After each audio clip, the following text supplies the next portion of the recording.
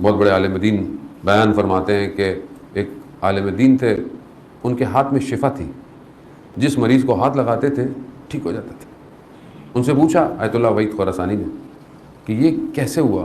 کہا کہ میں بہت مریض تھا، شدید بخار میں تھا، اور میں امام رضا سے متصل ہوا، توسل کیا۔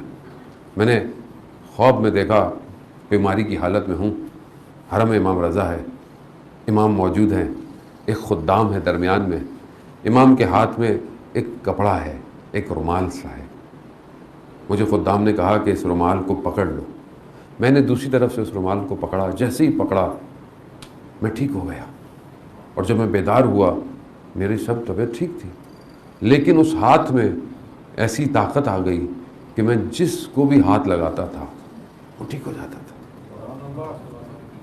کہا کہ اور خود عالم دین کہتے ہیں اگر میں اس رومال کے بجائے خود امام کے ہاتھ کو پکڑ لیتا تو میں نہ صرف مریضوں کو بلکہ میں مردوں کو بھی زندہ کر سکتا۔ وہ امام ہے، رؤوف